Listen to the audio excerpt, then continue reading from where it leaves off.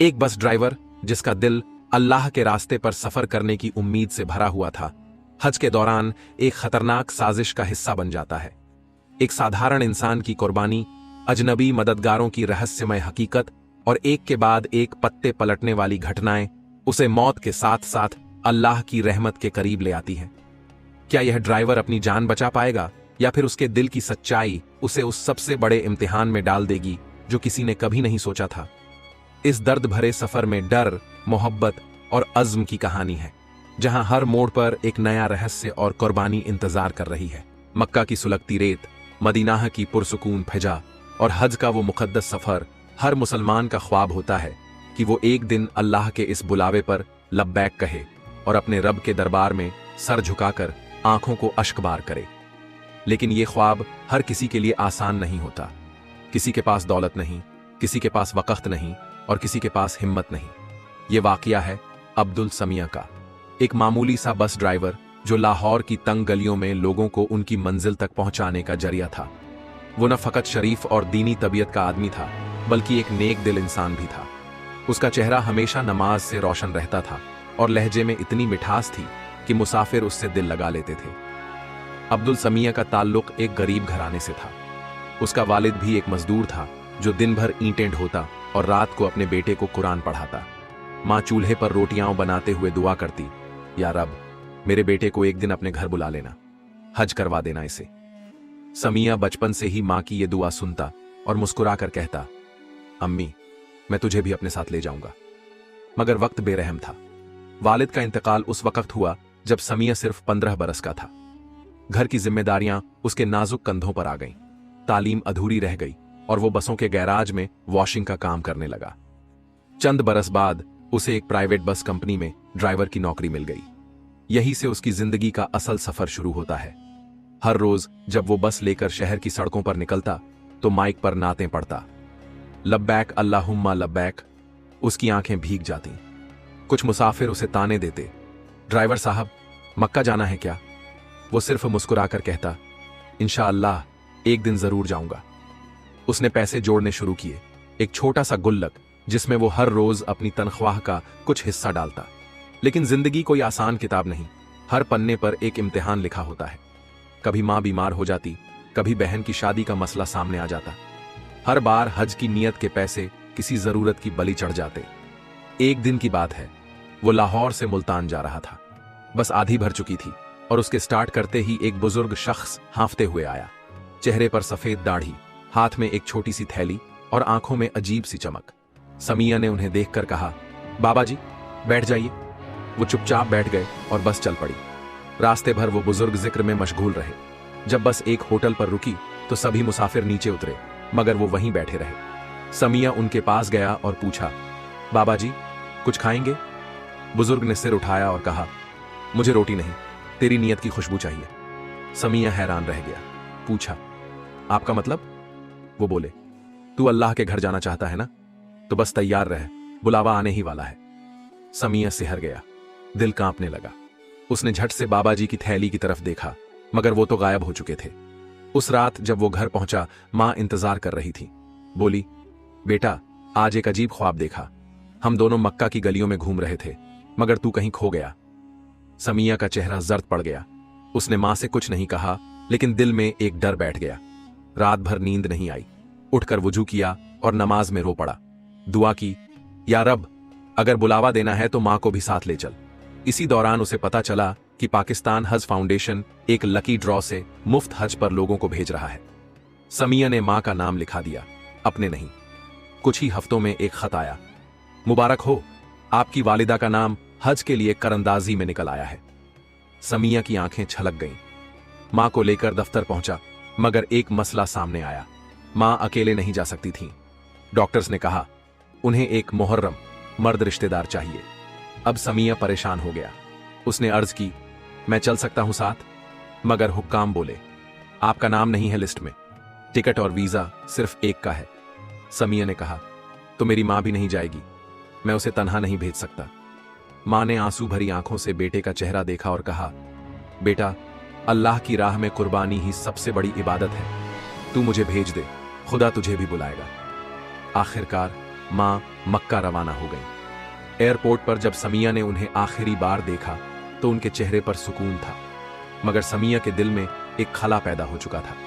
कुछ ही दिन बाद समिया ने अपनी गुल्लक तोड़ी और एक दोस्त के जरिए उम्रा का बंदोबस्त करने की कोशिश की, मगर खबर मिली कि जिस ट्रैवल एजेंट से बात की थी वो धोखेबाज निकला और सारे पैसे लेकर भाग गया। उसी रात समिया को फिर वो बाबा जी ख्वाब में दिखाई दिए। बोले, इम्तिहान आसान नहीं होते, तेरी राह में कांटे हैं मगर मंजिल नजदीक है। अब्दुल समिया का दिल ऐसे बैठ गया था जैसे कोई हारा हुआ मुसाफिर वीराने में गिर पड़ा हो। ट्रैवल एजेंट के फरार होने की खबर सुनकर जैसे उसके अरमानों का जनाजा निकल गया। उसने जितनी मेहनत से पैसे जमा किए थे वो सब एक धोखेबाज की हवस का शिकार हो गए। लेकिन सच्चा ईमान और पाक नियत वो दौलत होती है जिसे कोई लूट नहीं सकता। वो वुजू करके मस्जिद चला गया, तहज्जुद की नमाज अदा की और सजदे में सर रखकर लरसते हुए अर्ज किया, या रब, अब तेरी ही रहमत से उम्मीद है। मैं बर्बाद नहीं मगर बेबस जरूर हूं। अगर बुलाना है तो अपना रास्ता खुद बना। अगली सुबह समिया बहुत बुझा बुझा था। काम पर गया लेकिन आज माइक से नाथ नहीं पड़ी। मुसाफिरों ने भी महसूस किया कि आज ड्राइवर साहब की तबीयत कुछ अलग है। बस जब सड़क किनारे एक छोटे से ढाबे पर रुकी तो एक शख्स करीब आया। उम्र कोई 40 के करीब, मगर आंखों में गजब की ताब। ड्राइवर भाई, मक्का जाने की तमन्ना रखते हो? उसने सीधे सवाल किया। समिया चौंका, बिना कुछ कहे उसकी आंखों में झांकने लगा। शख्स ने जेब से एक पुराना सा कार्ड निकाला और समिया को दिया। हम मक्का जाने वालों के लिए इंतजाम करते हैं, मगर सिर्फ उनके लिए जिनकी नीयत पाक हो। कोई एजेंट, कोई लालच नहीं, सिर्फ खिदमत। कार्ड पर नाम लिखा था, खिदमतुल हरमैन ट्रस्ट, मक्का मुकर्रमा। समिया ने सोचा, क्या यह भी कोई और धोखा है या वाकई कोई नई राह खुल रही है? उस रात वो कार्ड को घूरते रहा, फिर हिम्मत करके अगले दिन दिए गए नंबर पर कॉल किया। उधर से आवाज आई, आपका नाम जान सकता हूं? अब्दुल समिया, आपसे मिलने की हिदायत दी गई है। कल सुबह 9 बजे पुरानी रावी रोड की मस्जिदुल इखलास में तशरीफ लाए, अकेले। समिया को सब कुछ अजीब लग रहा था, मगर अब उसे यकीन था कि या तो कोई इम्तिहान है या कोई इशारा। अगले दिन वो तयशुदा वक्त पर मस्जिद पहुंचा। अंदर एक मुअत्तबर सी शख्सियत बैठी थी, लिबास सादा मगर चेहरे पर रौनक। उन्होंने हाथ थाम कर कहा, भाई समिया, हमें सब कुछ मालूम है। आपकी मां का हज, आपकी मेहनत, आपके आंसू। अल्लाह का करम होता है जो किसी दिल को हमारे तक पहुंचा देता है। हमें सिर्फ एक सवाल का जवाब चाहिए, क्या आप अपनी मां की तरह ही किसी और की खिदमत के लिए तैयार हैं? समिया ने झट से कहा, अगर अल्लाह का घर देखना है तो किसी की जूती भी उठानी पड़ी तो उठाऊंगा। शख्स मुस्कुराया और कहा, तैयार रहिए। 12 रोज बाद एक खास कारवां रवाना होगा। आप उस कारवां के खिदमतगार बनेंगे, ड्राइवर नहीं। जब वो घर लौटा तो मां का फोन आया, मक्का से। उनकी आवाज में रोशनी थी। बेटा, यकीन कर, हर रोज काबा देखती हूं और तुझे याद करती हूं। मैंने अल्लाह से कहा है, अगर मेरा बेटा तेरे घर ना आया तो मेरी हाजत अधूरी मानी जाएगी। समिया की आंखों से आंसू बह निकले। दिल में चुपके से कहा, अम्मी, अल्लाह ने कोई रास्ता बनाया है, शायद अब तेरी दुआ कबूल होने वाली है। 12 दिन बाद वो खिदमतुल हरमैन ट्रस्ट के दफ्तर पहुंचा। वहां 7 लोग और थे, हर कोई अलग मिजाज का, मगर हर एक की आंखों में एक सी चिंगारी। उनमें एक नौजवान था, सफीर। सफीर पढ़ा लिखा था, इंग्लिश में बात करता, मगर नमाज बिल्कुल वक्त पर अदा करता। वो बोला, भाई समिया, हम सबको किसी न किसी वजह से यहां बुलाया गया है। तुम भी उसी तस्लीम का हिस्सा हो, पर खबरदार, ये सफर हज का है और इस सफर में शैतान भी छुप कर चलता है। कारवां रवाना हुआ। वो कोई आम कारवां नहीं था, बल्कि इसमें बुजुर्ग, बीमार और कुछ यतीम बच्चे शामिल थे। समिया का काम सिर्फ मदद करना था। वो बुजुर्गों का सामान उठाता, बच्चों को संभालता और हर किसी की दुआओं में शामिल हो जाता। 4 दिन बाद जब वो कराची के पोर्ट पर पहुंचे, जहां से सऊदी के लिए जहाज चलना था, अचानक एक नाकाबिले यकीन हादसा हुआ। एक बच्चा गायब हो गया। नाम था हसन, उम्र 7 बरस, आंखें चमकदार और दिल मासूम। कारवां में सब उसे बहुत चाहते थे। समिया ने रात भर उसे ढूंढा, मगर वो न मिला। सुबह की अजान के वक्त समिया को एक आवाज सुनाई दी, जैसे कोई कह रहा हो, हसन समुंदर के पास है, उसे कुत्ते से डर लगता है, उसे लाल रंग पसंद है। समिया दौड़ पड़ा। वो समुंदर किनारे गया और वाकई उसे एक छोटी सी गली में हसन मिल गया, रोता हुआ, डर से कांपता हुआ। पास एक बड़ा कुत्ता था जिसे समिया ने दूर भगाया। समिया ने हसन को सीने से लगा लिया और पूछा, तू यहां कैसे आया? हसन बोला, एक अंकल ने कहा था आओ तुम्हें काबा दिखाता हूं। समिया का दिल बैठ गया। कौन था वो? क्या कोई अगवा करने वाला या कुछ और? सफीर ने जब यह सुना तो गहरी सोच में पड़ गया। बोला, सफर में किसी की नीयत खराब हो तो वो पूरे काफिले को मुश्किल में डाल सकता है। हमें होशियार रहना होगा। आखिरकार कारवां समुंदर के जहाज पर सवार हुआ। सफर 7 दिन का था। समिया को बुजुर्गों की देखभाल की जिम्मेदारी मिली। जहाज में नमाज पढ़ने की जगह तंग थी, लेकिन सब इमाम के पीछे सलीके से जम जाते। एक रात समिया ने सपना देखा, वही बाबा जी जो बस में मिले थे। वो कह रहे थे, एक रुकावट अब भी है, काबा से पहले एक फरेब से बचना होगा। तुझे अपनी मां नहीं, एक और मां बचानी है। समिया की नींद टूट गई। उसके जिस्म में हरारत सी थी। वो समझ नहीं पाया कि इसका मतलब क्या है। जब जहाज जद्दा पोर्ट पर उतरा और काफिला बसों में मक्का की जानिब रवाना हुआ, समिया की नजर एक नए आदमी पर पड़ी। वो इस काफिले में पहले न था। लिबास उमराह वालों जैसा, मगर आंखें अजीब सी थीं। समिया ने सफीर से पूछा, ये कौन है? सफीर बोला, नाम बताया है फैज। कहता है अकेला था, हमारी बस में बैठ गया। समिया का दिल गवाही नहीं दे रहा था। फैज के पास एक छोटा सा थैला था जिसे वो कभी किसी को छूने नहीं देता था। अगले दिन जब होटल पहुंचे और लोगों को कमरों में बिठाया गया, एक बुजुर्ग औरत जोर जोर से रोने लगी। वो मां जैसी थी, उसकी औलाद खो गई थी। समिया भागा, पूछा, क्या हुआ? बुजुर्ग औरत ने कांपते हुए कहा, मेरा हार गायब हो गया। वो मेरे मरहूम शौहर की आखिरी निशानी थी, कोई ले गया बेटा। अब समिया को यकीन हो गया ये फैज ही है, मगर सबूत? अब्दुल समिया की आंखें नींद से ज्यादा शक और तफ्तीश में डूबी थीं। उसका दिल गवाही दे रहा था कि इस काफिले में कोई ऐसा भी है जो इस पाक सफर को नापाक इरादों से लांघना चाहता है। और अब वो शक फैज पर ठहर गया था।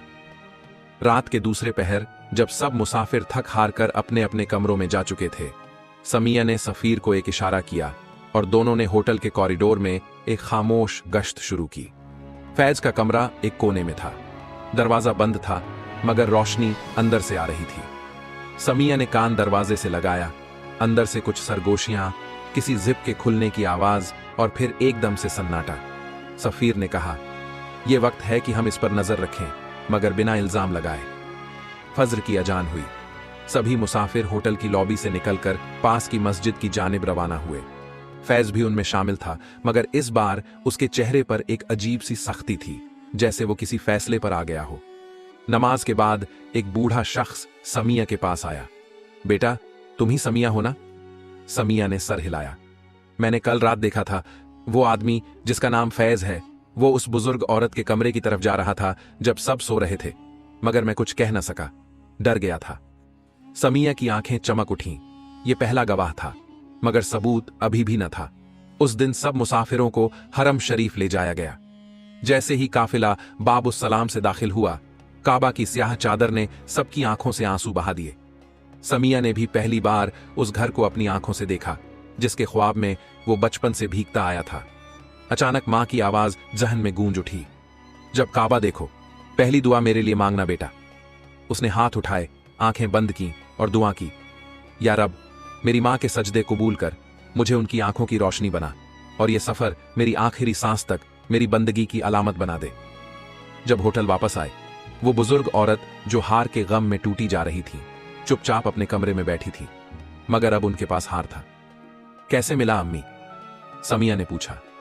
वो कांपती हुई आवाज में बोली, किसी ने दरवाजे के नीचे से एक कागज में लपेट कर सरकाया था, बिना नाम के।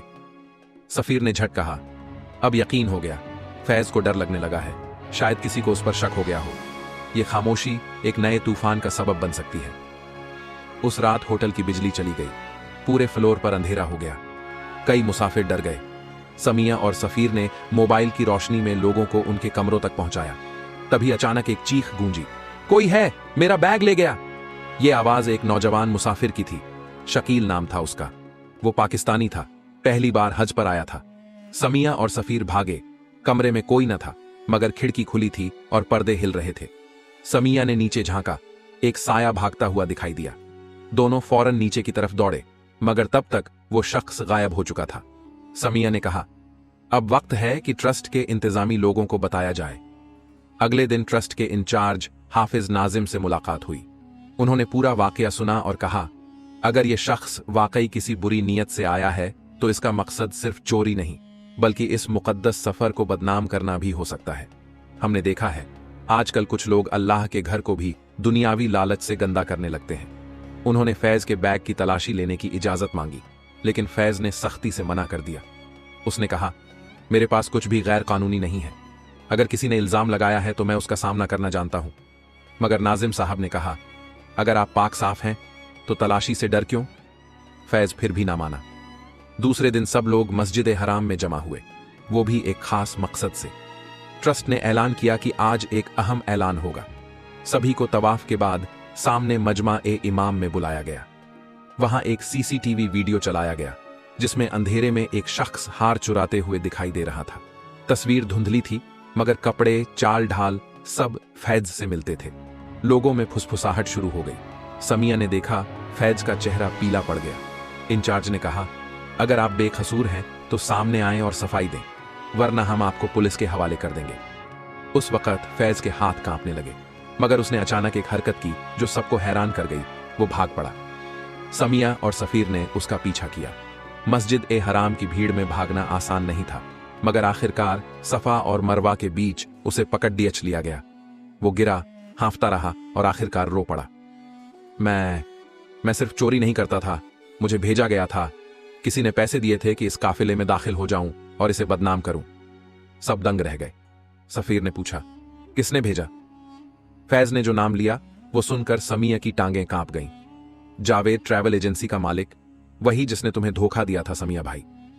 अब समिया को समझ आया कि जावेद ने सिर्फ पैसा नहीं मारा बल्कि और लोगों की भी हज की राहें बंद की थीं, और फैज को भेजकर उसने शायद ट्रस्ट को बदनाम करने की कोशिश की थी ताकि लोग उस पर भरोसा न करें। मगर अल्लाह की मर्जी देखिए, समिया उसी ट्रस्ट का हिस्सा बनकर उसकी हिफाजत करने पहुंचा। फैज को पुलिस के हवाले कर दिया गया, मगर उस वक्त समिया ने उसके सिर पर हाथ रखकर सिर्फ इतना कहा, तौबा कर लो भाई, यहां कोई छोटा या बड़ा नहीं होता, सब अल्लाह के बंदे हैं।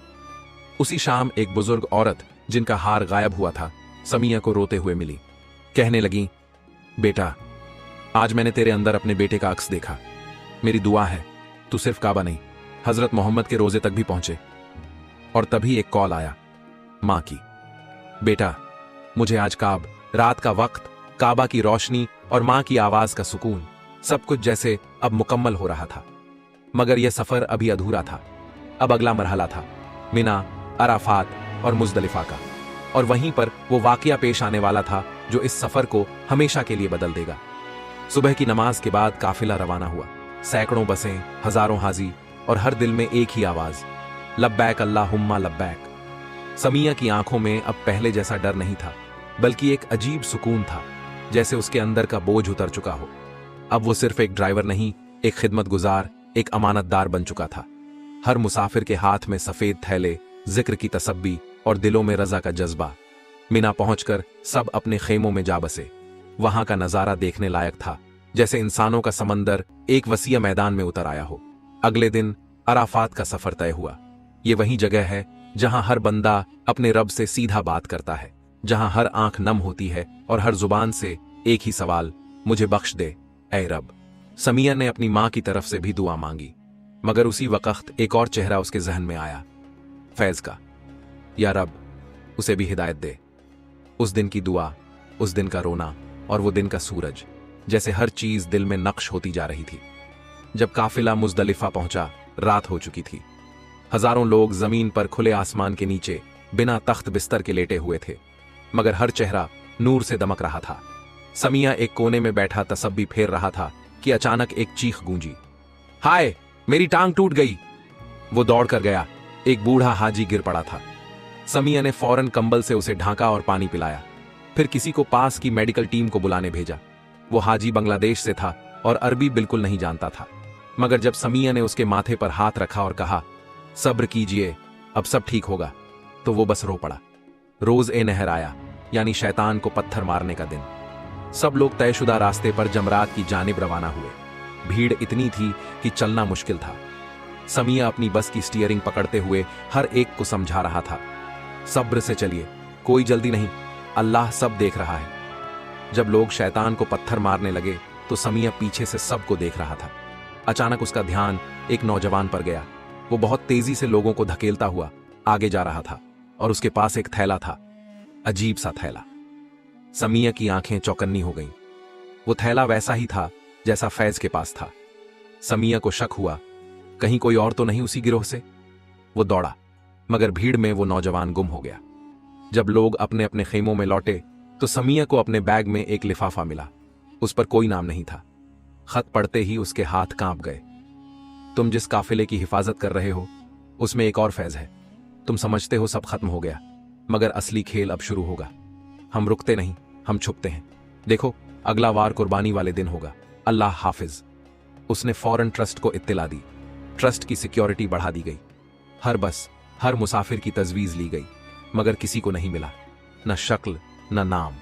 उसी वक्त एक और लिफाफा मिला, मां का। बेटा, मेरी तबीयत अब कुछ ठीक नहीं रहती, मगर तुझे देखे बिना ये जान नहीं जाएगी। मैंने तेरी कुर्बानी अल्लाह के नाम कर दी है, मगर तुझे सलामत देखना है। खुदा तुझे हर बुराई से महफूज रखे। समिया ने वो खत सीने से लगा लिया। वो अब सिर्फ मुसाफिर नहीं, एक सिपाही बन चुका था, अल्लाह के घर का सिपाही। ईद का दिन आया, जानवरों की कुर्बानी, लोगों के चेहरों पर खुशी, मगर समिया का दिल भारी था। सुबह के वक्त एक अफवाह उड़ी, किसी ने एक जानवर के पेट में विस्फोटक छुपाया है। हंगामा मच गया। ट्रस्ट ने सब जानवरों की दोबारा तफ्तीश का हुक्म दिया। समिया ने भी हिस्सा लिया। इसी दौरान उसे वही नौजवान फिर नजर आया, एक खास खाल के ऊंट के पास खड़ा। उसकी आंखें जल्दी जल्दी इधर उधर घूम रही थीं। समिया ने एक सेकंड भी झाया नहीं किया। वो दौड़कर पहुंचा और चिल्लाया, रोकिए इसे, ये वही है। सिक्योरिटी ने फौरन घेर लिया। तलाशी में जो निकला वो सबको हैरत में डाल गया। ऊंट के पेट में एक डिवाइस और उसके पास एक रिमोट। उस नौजवान को पकड़ लिया गया। ट्रस्ट ने कहा कि ये एक बड़ा हादसा हो सकता था। अगर ये विस्फोट होता तो सैकड़ों जानें जा सकती थीं, मगर अल्लाह ने समिया को वसीला बनाकर सबकी हिफाजत की। जब ये बात मुसाफिरों को पता चली, सब समिया के गिर्द जमा हो गए। कोई हाथ चूम रहा था, कोई आंसू बहा रहा था। एक बच्चा समिया से लिपट गया और बोला, अंकल, आप हमारे फरिश्ते हैं। और समिया ने बस आसमान की तरफ देखा। आंखों से आंसू गिरते रहे और लबों से सिर्फ एक बात निकली, या रब, तूने मुझे लायक समझा, अब मेरी मां को भी इन आंखों से सलामत देखना। वो रात, वो दुआएं, वो शोर, अब सब शांत हो चला था। लेकिन समिया की जिंदगी में तूफान आ चुका था। वो समझ चुका था कि हज सिर्फ रिवाज नहीं, ये जद्दोजहद है, कुर्बानी है, और सबसे बढ़कर अमानतदारी की मिसाल है। काफिला अब वापसी की राह पर था। मक्का और मदीना के सफर ने हर हाजी के दिल में वो नूर भर दिया था जो सिर्फ वहां की मिट्टी से मिल सकता है। मगर समिया का दिल अब भी आशंकाओं से भरा हुआ था। उसे यकीन था दुश्मन अब आखिरी वार करेगा। बस रवाना हुई तो रास्ते में एक तंग घाटी से गुजरना पड़ा, वो जगह जहां नेटवर्क नहीं था और अंधेरा भी जल्दी हो जाता था। ट्रस्ट वालों ने अलर्ट जारी कर दिया, मगर कोई नहीं जानता था कि हमला कैसे और कब होगा। शाम के वक्त जब अजाने मगरिब की आवाज दूर कहीं से आ रही थी, तभी एक गाड़ी तेजी से समिया की बस के सामने आई। 5 नकाब पोश लोग निकले। उनके पास हथियार थे। उन्होंने बस को घेर लिया। एक ने कहा, समिया को हमारे हवाले करो, वरना कोई नहीं बचेगा। हाजियों में खौफ फैल गया। कुछ औरतें रोने लगीं, मगर समिया ने दरवाजा खोला और बाहर आ गया। उसने कहा, मैं हूं समिया, ले चलो मुझे, मगर इन बेगुनाहों को छोड़ दो। दुश्मन ने समिया को पकड़ लिया, मगर तभी उसी वक्त एक और गाड़ी आई जिसमें वो बूढ़े शख्स बैठे थे जिनसे समिया ने पहले मदीना जाते वक्त मुलाकात की थी। उनके साथ थे कुछ अरबी अफसरान और मक्का की इंटेलिजेंस टीम। एक तूफानी झड़प हुई, गोलियां चलीं, मगर किसी हाजी को खरोंच भी नहीं आई। एक एक करके आतंकी गिरते गए। समिया जख्मी हुआ, उसके बाजू में गोली लगी थी, मगर उसका चेहरा रोशन था। जब लड़ाई खत्म हुई तो वो बूढ़े शख्स समिया के पास आए। उनके हाथ में एक सफेद रूमाल था जिसमें कुछ लिखा था, कुरानी आयतें। उन्होंने वो रूमाल समिया की जख्मों पर रखा और कुछ ही देर में खून रुक गया। समिया ने पूछा, आप कौन हैं? वो बोले, मैं सिर्फ एक बंदा हूं जिसे अल्लाह ने कुछ जिम्मेदारियां दी हैं। तुम्हारी हिम्मत और नीयत ने तुम्हें इन सब फसाद से महफूज रखा। अब वक्त है कि तुम अपने मुल्क वापस जाओ, मगर इस दुआ के साथ। पाकिस्तान वापस पहुंचते ही समिया को लोगों ने घेर लिया।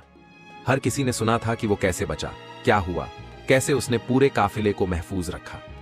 ट्रस्ट ने उसे असली मुअल्लिम का खिताब दिया। मां अब इस दुनिया में नहीं थी, मगर समिया को अब यकीन था वो माँ की दुआ थी जो हर मोड़ पर ढाल बनी रही। वो माँ जो आखिरी ख्वाब में कह गई थी, तू अल्लाह के लिए रुका है और वो तुझे जाया नहीं करेगा। ट्रस्ट वालों ने इस पूरे सफर की एक डॉक्यूमेंट्री बनाई, यूट्यूब पर अपलोड हुई। वीडियो का टाइटल था एक बस ड्राइवर की दर्द भरी हज का सफर, अल्लाह के रास्ते पर कुर्बानी और करामत। लाखों लोगों ने वीडियो देखी, हर किसी की आंखें नम हो गईं। कमेंट्स में लोग यही लिखते रहे, ऐसा हज सफर आज तक किसी ने नहीं देखा। एक आम आदमी की अल्लाह की राह में दी गई कुर्बानी, मां की दुआ और रसूलुल्लाह का करम, यही असली सिक्योरिटी है। दरअसल वीडियो से मिलने वाली सीख एक, हर अमानत एक इम्तिहान होती है, चाहे वो इंसानों की हो या अल्लाह की राह की, उसे पूरा करना ही असली इबादत है। 2. दुआ सबसे बड़ा हथियार है। मदीना की मिट्टी में रोज़ाए अक़दस के सामने मांग कर देखो, हर नामुमकिन आसान हो जाएगा। 3. मां की दुआ कभी जाया नहीं जाती, वो रूह भी तुम्हें बचा सकती है जो अब इस दुनिया में नहीं। 4.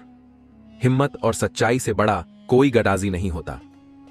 जब नियत पाक हो तो अल्लाह खुद फरिश्तों को भेज देता है। या अल्लाह, जैसे तूने समिया की हिफाजत की, हमारे दिलों को भी सही राह पर चला। हमें वो हिम्मत दे कि जब इम्तिहान आए तो हम डर न भागें, बल्कि तेरे नाम पर कदम बढ़ाएं। या रसूल अल्लाह, हमें भी अपनी उम्मत में शुमार कर और हज का सफर सिर्फ जाहिरी नहीं बल्कि रूहानी भी बना। आमीन। वीडियो को लाइक करें ताकि हमें और हौसला मिले। अपने दोस्तों और परिवार के साथ शेयर मार्क करें ताकि और लोग भी इस वाकया से सबक ले सकें। चैनल को सब्सक्राइब करें और बेल आइकॉन दबाएं ताकि आप हमारी नई कहानियों को मिस न करें। कमेंट में बताइए कि इस वाकया ने आपको क्या सबक दिया। लॉग और आपको स्क्रीन पर हमारी वीडियो दिख रही होगी, उससे भी देखें और कुछ अच्छा सीखे। जल्दी मिलते हैं एक और नई इबरतनाक इस्लामिक कहानी के साथ।